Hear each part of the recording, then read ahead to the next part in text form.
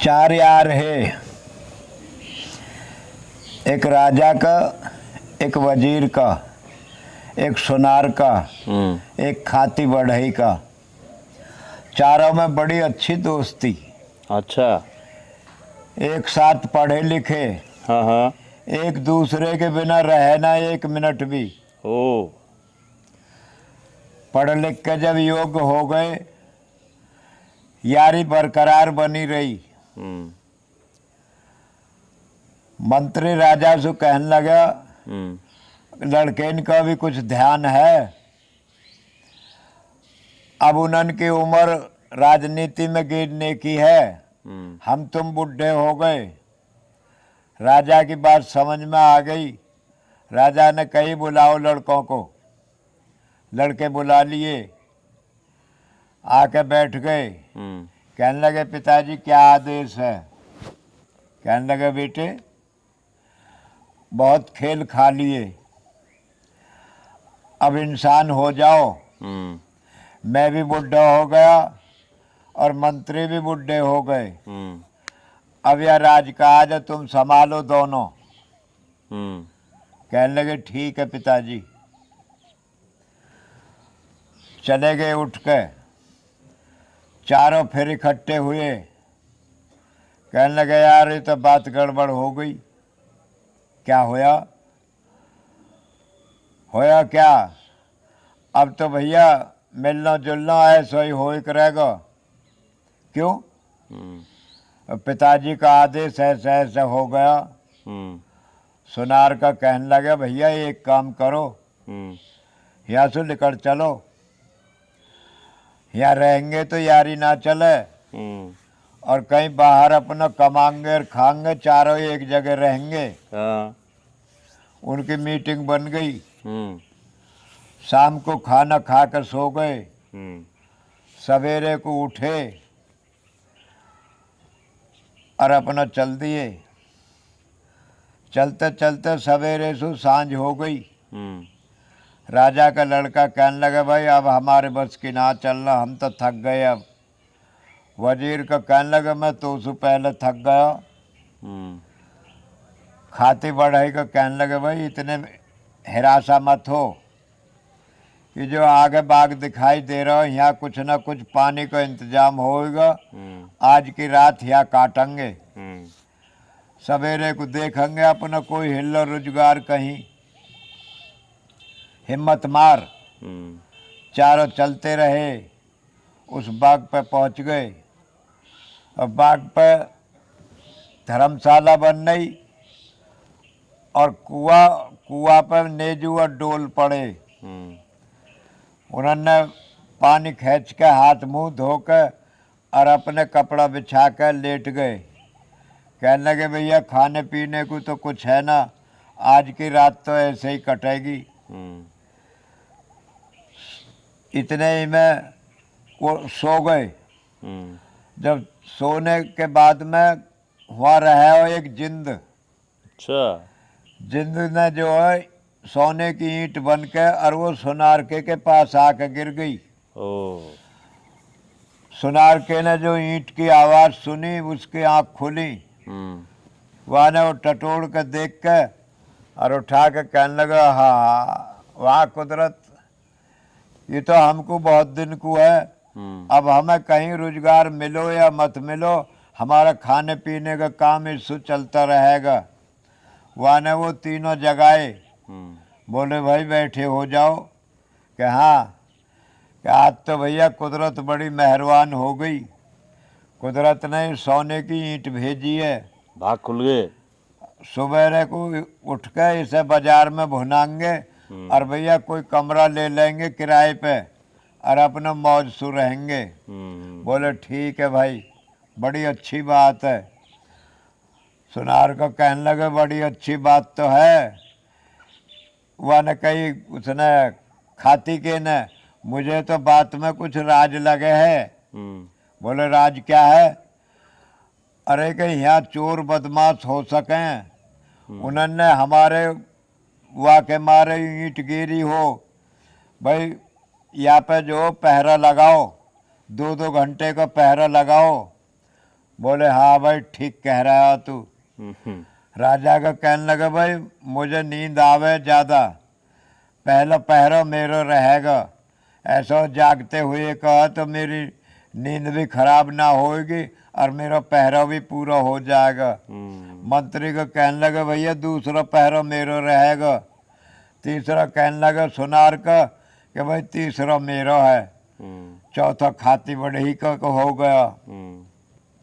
वान की भैया एक काम कर, इसे ईंट सिराने लगा कर सो, कभी कोई घटना घटन लगे तो ये ईंट जब हटेगी तो आँख खुल जाएंगी। बोले हाँ ठीक है। राजा का ईंट लगा कर लेट गया, सोच विचार करता रहा। कुछ देर बाद राजा की आँख लग गई। वे तीनों बेफिक्र होकर सो गए कि अब तो जिम्मेदारी राजा के लड़का की है।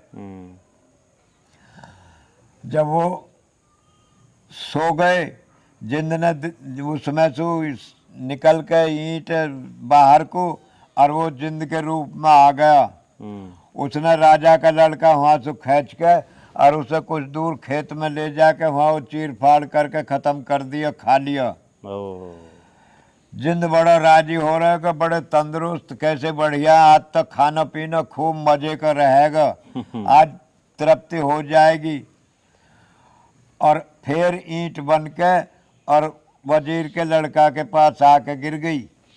वजीर के लड़का की आंख खुली, वान की बहन जो सुनार को धोखा कर गया, ईंटें लेके भाग गया। वान वहाँ टटोड़ी अंधेरा हो रहा, सुनार ईंटवा के कनो हाथ राजा लग को, गई।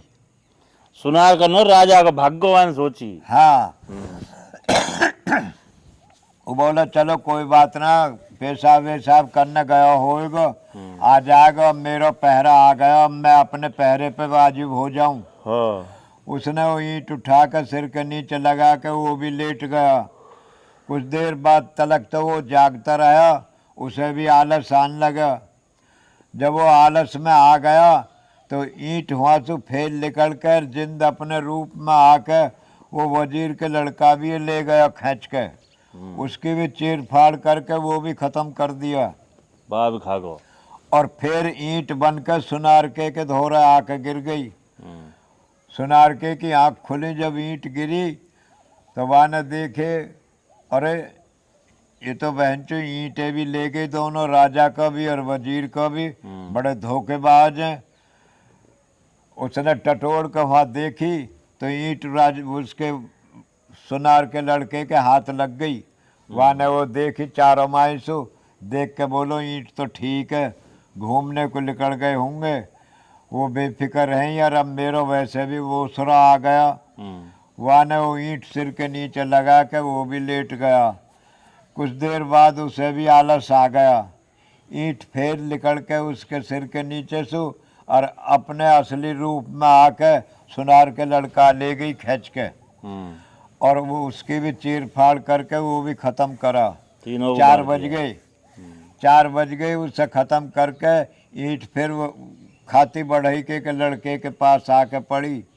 उसकी आँख खुली, वहाँ ने कि भाई बहनचो ईंट ले गए तीनों सलाह करके और मुझे अकेले छोड़ गए यहाँ। वहाँ ने वहाँ देखभाल करी, ईंटवा के हाथ लगी, कहने लगे आगे आ जाएंगे, अब तो 4 बज गए, टट्टी पेशाब का टाइम हो रहा, घूमने फिरने में लग गए होंगे। वो राजा का लड़का है, वो वजीर का है, और सुनार को भी गैर लग गया होएगा, तो अपने पहरे पे वाजिब हो जा।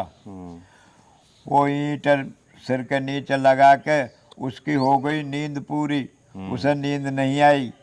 जब जिंद ने देखी कि हाँ अब टाइम हो रहा है, वो ईंट हुआ के नीचे से निकल के, और जब वो असली रूप में आया तो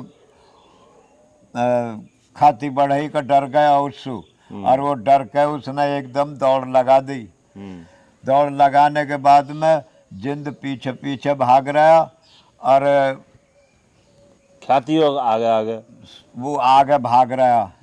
भागते भागते आगे सड़क पे पहुंच गए तो किसी गांव में से 3 महात्मा हाथी पे बैठ के आ रहे। उन्हें देख के वो उसका खाती बढ़ई का लड़का कहने लगा, बाबा बाबा मुझे बचाओ, बाबा मुझे बचाओ, मेरे पीछे भूत लग रहे हैं, जिंद लग रहे हैं।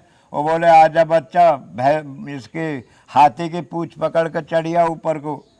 लड़का ऊपर चढ़ गया, जिंद हट गया, दिन निकल आया। लोग बाग चलल फिरन लगे। आगे कोई चौराहा पड़ा, चौराहे पर जाके बाबा जी ने हाथी रोक कर कहने लगे बच्चा उतर। बोले बाबा मैं तो आपके ही साथ चलूंगा, मैं ना जाऊंगा वो और हाँ कहीं। बोले ना, तेने जान बचाने को कही, तेरी जान बच गई, अब तू हमारे से कहीं भी जा उतर। अब ये चौक अड्डा है यो, जौन सा रास्ता तुझे अच्छा लगे उसको चला जा। लड़का मजबूर होकर उतर आया, चौराहे पर खड़ा होकर चारों तरफ देखने लगा। एक उस पर रास्ते पे कोई नज़दीक शहर दिखाई दिया उसे।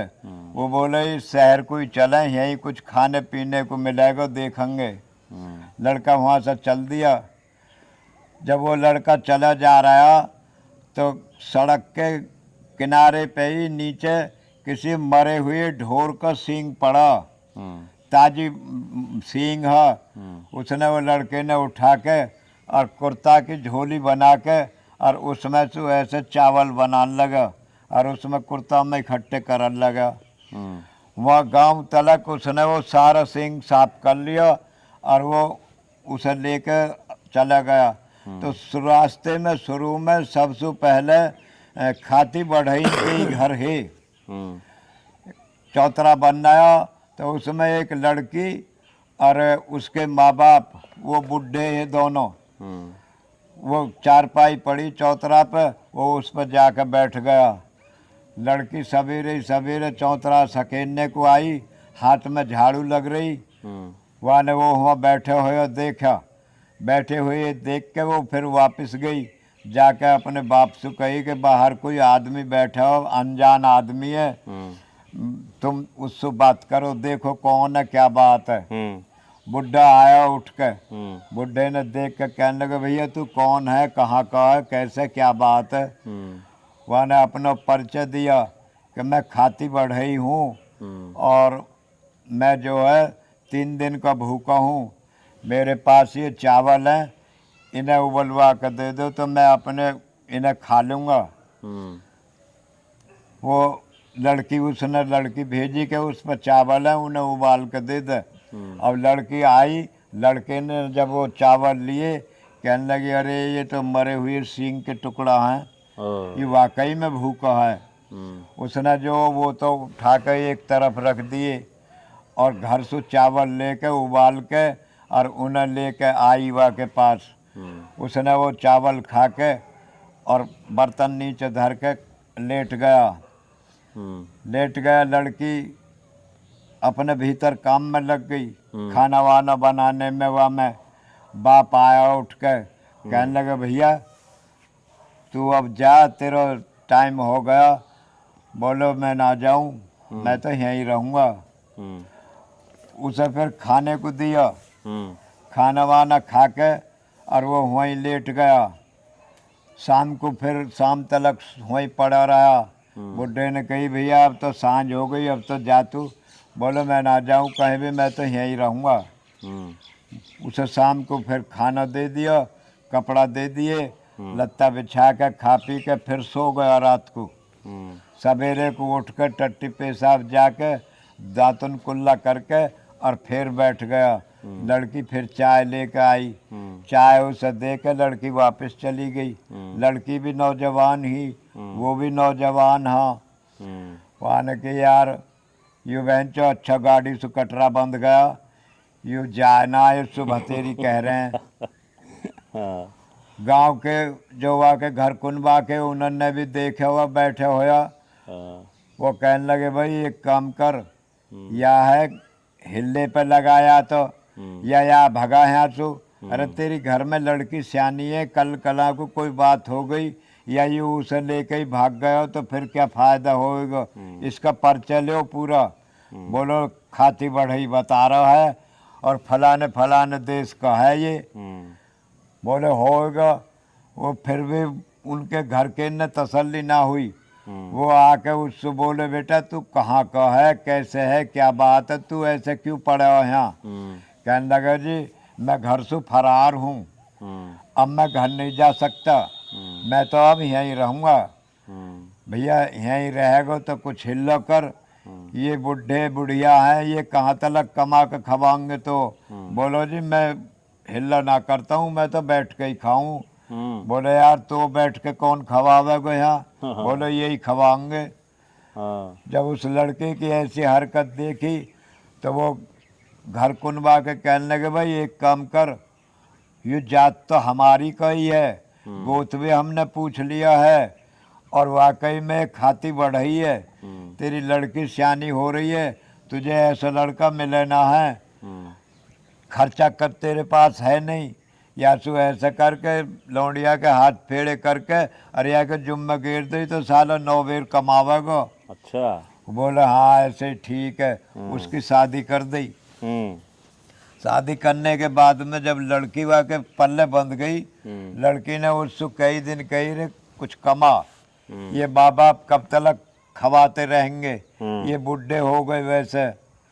बोले मैं कमाऊँ ना हूँ, अच्छा। मैं तो बैठ के ही खाऊं। अरे बोले बैठ के ना खाया जा, अब 102 हो गए और कल को तीसरा और आने वाला। बोले कुछ भी हो मैं कमाऊँ ना हूँ, मैं तो बैठ के ही खाऊं। इसी उसमें जो 2 बच्चे पैदा हो गए, लड़की कहने लगी होंगे बुढ़े बुढ़िया और ज्यादा बुढ़े हो गए। बोले रे ये कहाँ तक करेंगे, घर के कहने लगे साले न्यारा कर दो, जब खाएगो ही कमा के। अब तो यार आसरा दिख रहा कि बुढ़ो कमा के ले आवे और हमें खवावे। वो न्यारे कर दिए। न्यारे जब कर दिए तो जो बुढ़े ने दिया हो वो सामान गया निमट, महीनों 20 दिन में। लड़की ने फिर कही कि भाई सामान सब खत्म हो गया, अब तो कमा तू। बोलो मैं कमाऊँ ना हूँ, मैंने तो पहले ही कह दी शादी से पहले कि मैं तो बैठ के खाऊं। बोले ऐसे काम ना चले, अब हो गए हम 4, इनका गुजारा कैसे होगा।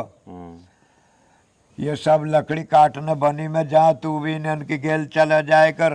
2 रोटी का हिल्ला कहने लगा होएगा। तो अच्छा एक काम कर, मुझे 3 औजार दे तू, निहान, आरी और बसूला और इंची टेप। लड़की ने ले आकर बाप के धोरे सु और वो ले आकर वहाँ दे दिए। और अपने जो वो चाचा ताऊ है, भैया भतीजे है, उन्होंने तो कही भैया मैंने राजी कर लिया है, उसे भी तुम अपने साथ ले जाइए। बोले बड़ी अच्छी बात है, उसके ध्यान में आ गई तो कमाने की उसे लग गई तो बहुत ही अच्छी बात है। लड़की ने कही इनके साथ चली जाइए। लिखा ठीक है। अब उन्होंने गाड़ी जोड़ ली, गाड़ी जोड़ कर कहने लगे मेहमान चलो। बोले चलो भाई मैं चल रहा हूँ। अरे बोले गाड़ी में बैठो। मैंने गाड़ी में ना बैठूँ मैं काई की मैं तो पैदल ही चलूँगा। वो बोले ऐसी तैसी में जा, तू ना बैठे तो मत बैठे। बनी में पहुँच गए। वो तो जाकर लकड़ी काटन लगे और वो औजारवा के बगल में लग रहे और बनी में घूम रहा। हाँ। घूमता घूमता वो एक चंदन के वृक्ष के नीचे पहुंच गया। चंदन का पेड़ पूरा। वह सो हाथ जोड़ कर एक टांग पर खड़ा होकर कहने लगा, हे चंदन देवता मुझे तू एक पलंग की लकड़ी दे दे। चंदन के पेड़ ने कही कि भाई लकड़ी तो तू जोकसू 2 पलंग की ले ले, पर मेरी शोभा ना बिगड़ जा। बोलो मेरे पास औजार हैं, मैं उतनी हिसाब से लकड़ी काटूंगा जिसमें एक पलंग बन जा। उसने चंदन के पेड़ ने इजाजत दे दी, अब जहाँ से तो लकड़ी अच्छी लगे वहाँ से काट ले, लेकिन मेरी शोभा ना बिगड़ जा। लड़के ने इंच टेप लगा के और बड़े हिसाब से लकड़ी काट ली। लकड़ी काट के एक जगह इकट्ठी करके और बांध के धर दी। उन्होंने गाड़ी भर ली। वो कहने लगे मेहमान चलो। जब वो चंदन उसमें डोले और चंदन के पेड़ के आगे हाथ जोड़ कर खड़ा हो गए तो कहने लगे बहनचो कैसे बेवकूफ है, चंदन के पेड़ के हाथ जोड़ रहे हो, लकड़ी तो काटे ना।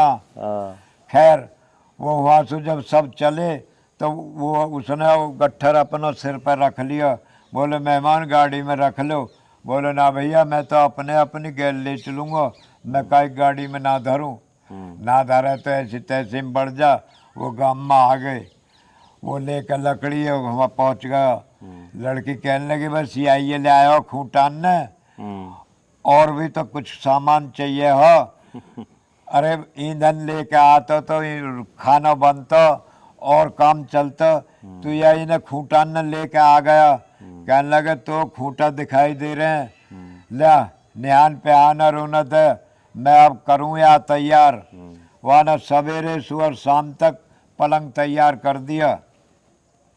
पलंग तैयार करके फिर कहने लगा कि बाजार से सुतली लेके आ। बोली मैं काय से लेके आऊँ सुतली? बोले कैसे ही विकर सुतली लेके आ, मैं पलंग बुन दूंगा इसे। लड़की पड़ोस में गई, वहाँ से पैसे उधार लिए और सुतली ले आके लड़के ले आके दे दी। लड़के ने बहुत बेहतरीन डिजाइनदार पलंग बनाया। पलंग बना के और वो खड़ा कर दिया शाम तक। सवेरे को वह राजा के वहाँ में रोज बाजार लगे हो और अपना अपना सामान लेकर सब बाजार में बैठे, और जब शाम हो जाही जो सामान बच जाया उसे राजा खरीदे। अच्छा। वो सवेरे को उठ कर कहने लगा इसे पलंग बाजार में ले जा और इसकी 1,00,000 टका कीमत मांगियो, इससे कम में मत दे कहियो। अनुग 1,00,000 टका में काहे ने ना लियो? तो बोले अपने वापस लिए ही। उसे ये पता नहीं कि राजा खरीदे बाद में। वो लड़की पलंग ले जाके वहाँ बाजार में बैठ गई। पलंग की शोभा बनावट देख के सबका मन करे, उससे आके पूछे बेटी इसकी क्या कीमत है? लड़की कह दे 1,00,000 टका। उसकी कीमत सुनकर सब वापस चले जा। सुबह से शाम हो गई, बाजार उखड़न लगा। जब बाजार उखड़न लगा लड़की बोली ऐसा कम वक्त ने पलंग बनाया है, ये बिकना है और सांझ को खाने को भी कुछ ना है। पैसा भी ज्यादा बता रहा में राजा जो अपना उन्हें लेकर सिपाही फौजन ने और वो सबके सामान खरीदते हुए आ गए। जब लड़की के पास आए तो पलंग देख कर राजा मोहित हो गए। वहाँ पे कहने लगे बेटी ये पलंग बिक्री का है? बोली हाँ बादशाह ये बिक्री का है। तो बेटी इसकी कीमत बताओ, ये कितने का है पलंग?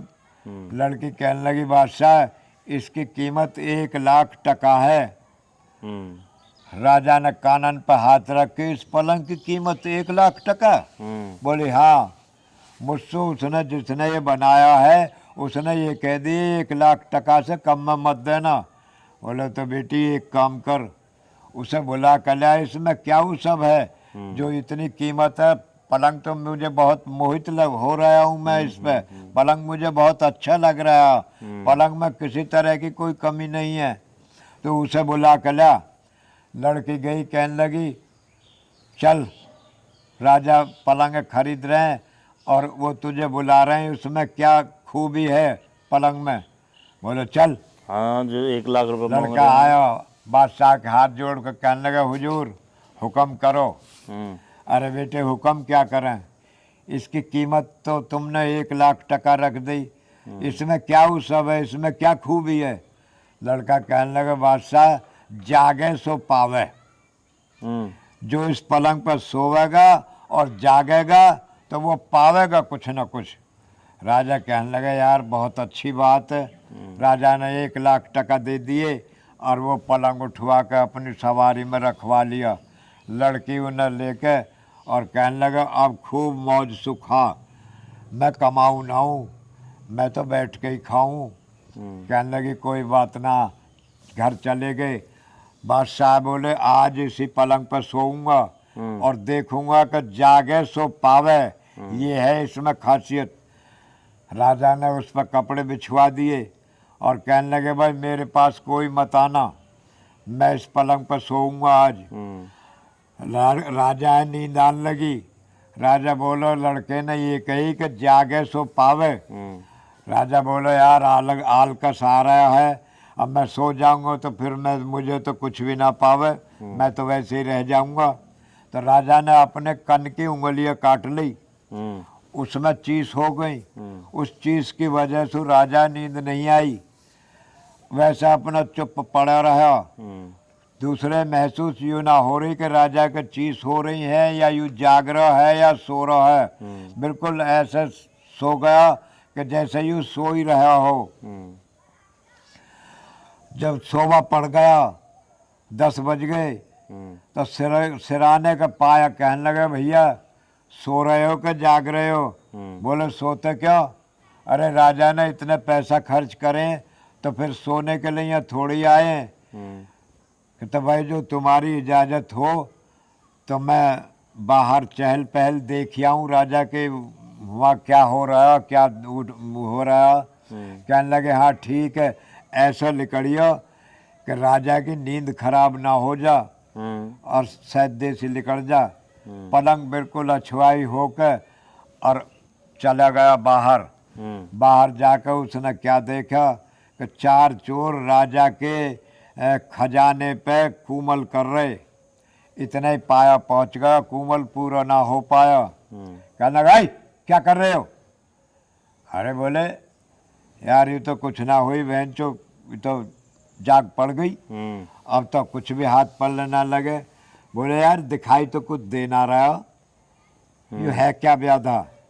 बोले देखो आवाज आ रही, आवाज ही आवाज आ रही। हाँ।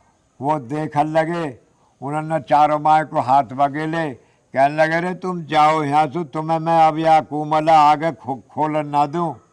बोले भाई है तू है कौन? कि मैं हूँ पाया। बोले पाया? हाँ फिर यहाँ काय को आया? कि तुम्हें मारने के लिए, या तो चले जाओ यहाँ से और तुम्हें अभी खत्म करूं। बोले साले यू का दिखाई दे रहा हो, ये भूत है जिन्न है क्या चीज है, करो तुम अपना काम। यू साला क्या करेगा हमारा? इतने वो जब उसमें लगने को तैयार हुए, पाए ने कनपटीन पर देंगे सु देंगे सु देंगे सु, वो चारों का चारों वहीं मार के वहीं बिछा दिए और पाया वहां से सुरक्षित अपने पाए जगह आकर लग गया। दूसरा कहने लगा आगे भैया। हाँ आ गया। कि क्या देखा? अरे कि क्या देखा? जो और थोड़ी सी देर ना जाऊं तो राजा का खजाना सपा। 4 चोर लग रहे, कुमल पूरा ना होया, मैं उन्हें मार के वहीं गिर आया हूँ। कहने लगा यार ये तो तैने बहुत अच्छा करा। राजा उनकी बात सुनता रहा। राजा बोला अगर ऐसी बात पाई गई तो भाई उसे 1 लाख टका और दूंगा, मेरा खजाना बच गया इस पलंग की वजह से। वो उसने मुझसे कुछ भी नहीं लिया। दूसरा पाया कहने लगा पता कैसे लगी कि ये पाए नहीं मारे? हाँ पता कैसे लगी? वो उसे पता ही, जब वो आपस में कह रहे कि भाई जो तुम्हारी इजाजत हो तो मैं देख आऊं कुछ। राजा उनकी सारी बात सुन रहे लेकिन हे मौन। अच्छा। राजा ने बिल्कुल यो ऐद कर लिया कि सवेरे तलक बोलना नहीं है और ना नजर उठानी है किंगे को। वो बुत पड़े रहे, उंगली में दर्द बराबर होता रहा। उसकी वजह से और नींद ना आई और फिर जब ये घटना घटन लगी तो राजा की नींद उड़ गई बिल्कुल। उसके बाद में दूसरे पाए का नंबर आ गया। वो कहने लगा भैया जो इजाजत हो तो मैं भी डूल लिया हूँ यार, जब सुबह न ठोकूँ जब तो मेरी यहीं टेंटिया पर उसकी पड़ी है। बोले हाँ घूमिया टट्टी पेशाब करिया चला जा। पाया लिकड़ा। बोलो लिकड़ा तो है, ऐसा लिकड़ियो राजा की नींद खराब ना हो, जब पलंग हल ना जा। बोले हाँ तुम बेफिक्र रहो। पाया बहुत अछुआई लिकड़ के और वो चला गया बाहर। तो वो सबसे पहले खजाने के पीछे पहुंचा तो वहाँ वो 4 मरे पड़े। बोले भाई आने तो अपना काम ठीक कर दिया, अब मैं आगे देखूं। तो वो गेट पे पहुंच गया। अच्छा। गेट पे से उसने देखी फौज चली आ रही है, किसी और राजा की? दूसरे राजा की। हाँ। और बड़े गाजे बाजे से आ रहे। बोले यार ये फौज तो इसका तो ये तो राजा पर अटैक करेगी। वो एकदम कूद के दरवाजे और जब फौज के सामने पहुंच गया। कहने लगा भाई कहाँ जा रहे हो, कौन हो तुम? अरे बोले तू कौन है? आज इसे राजा हम खत्म करेंगे, हमारा राज होएगा यहाँ। अरे बोले तुम्हारा राज तो जब होएगा जब मैं जान दूंगा तुम्हें आगे। बोले तू है कौन? मैं हूँ पाया। पायो तो फिर यहाँ कैसे आया? बोले तुम्हें रोकने को? यार कुछ दिखाई तो दे नहीं रहा, पाया ही पाया कर रहा, ये है क्या बवाल, चलो। अब वो जैसा आगे बढ़ने को हुए, अगले वाड़े इनकी कनपटी तोड़ गिरी और वो नीचे बिछल लगे। वो पीछे वाड़े देख के कहने लगे बहन चो तो मार फैल गई। वो उल्टे भाग गए। जो सेनापति है वाके भी 2-4 पाए लग गए, वो उल्टे भाग गए, चले गए। वहाँ से वो उन्हें बिछा के वापस करके और वो फिर आ गया। आके कहने लगे भैया आ गया। लिखा क्या करिया? अरे बोले क्या करिया? अगर और थोड़ी सी देर ना जाऊं तो राजा को यहाँ खोज ना मिले, राजा पे अटैक करने को फला दूसरे देश का राजा आ रहा है। सेना लेके बोले आया। फिर हाँ। बोले मैं वापस कर आया और 10-20 हुआ मरे पड़े हैं, ना तो तुम देख लो जाके। बोले तो भैया अब तू आ गया तो इजाजत हो तो मैं भी चला जाऊं।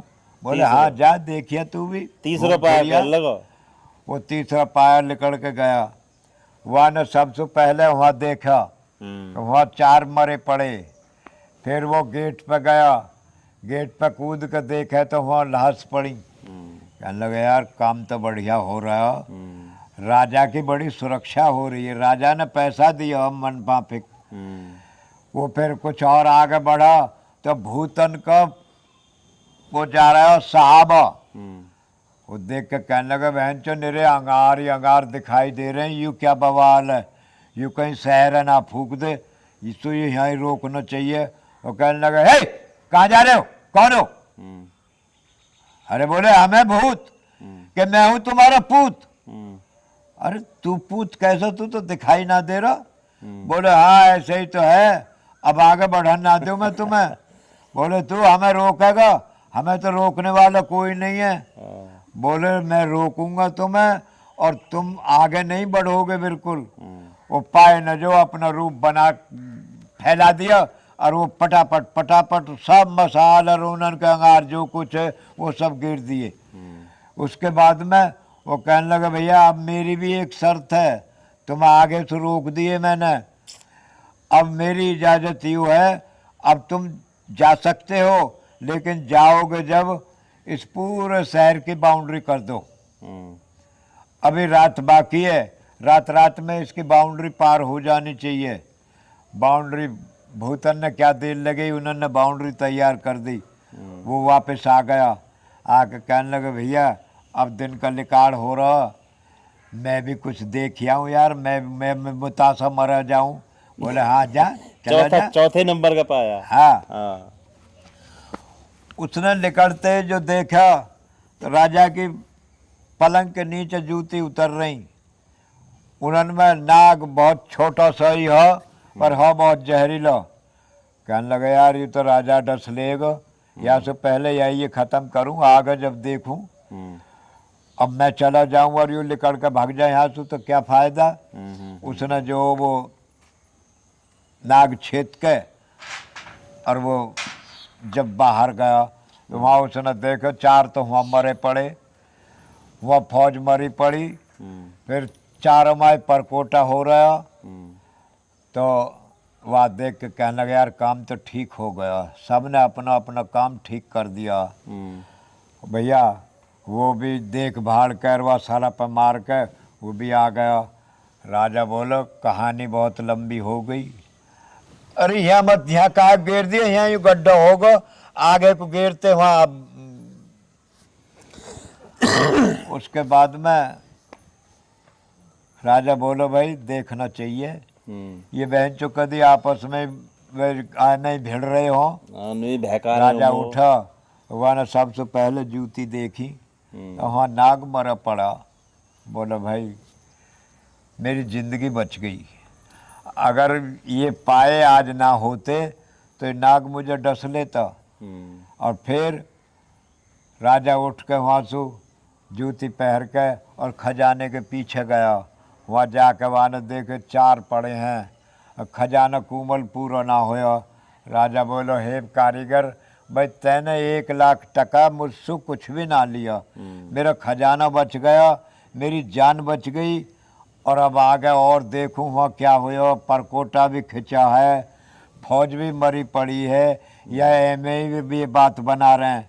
राजा ने बाहर निकल कर देखा, वहाँ देखा तो वहाँ फौज मरी पड़ी है। बोले हाँ यार, ये भी बहुत अच्छा काम करा, और नहीं तो आज मेरा भुन्ना छूट जाता।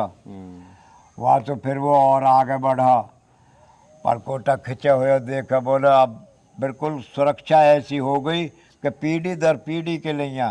वो वहाँ तो देख भाड़ के आके राजा कहने लगे, भाई जिसने ये पलंग बनाया है उस कारीगर को ढूंढ कर लेकर आओ।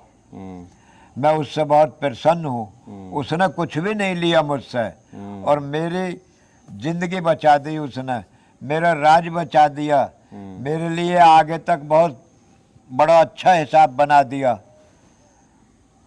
सिपाही भेज दिए। जब वो जान लगे तो राजा कहने लगा, ऐसे नहीं भाई, हाथी पे बैठा कर लेकर आना उसे, हाथी ले जाओ। राजा ने हाथी सजवा के और वो भेज दिया। तो वो मोहल्ले में पूछते फिर रहे, भाई कल जो पलंग बिक्री का गया है वो किसका है, कहाँ है वो पूछते ताजते वो खाती बढ़इन के मोहल्ले में पहुंच गए। जो भी कोई सुने वो इन्हें कह दे, यहाँ का पलंग बना है, तो लोहार बढ़इन का काम है, वहाँ जाओ, वहाँ पूछो। वो वहाँ पहुँच गए। वहाँ जाकर मोहल्ले वाले से कही, भाई कल यहाँ से पलंग गया बिकने के लिए, वो कारीगर कौन है, उसे मिलाओ हमसे। उसे राजा याद कर रहे हैं।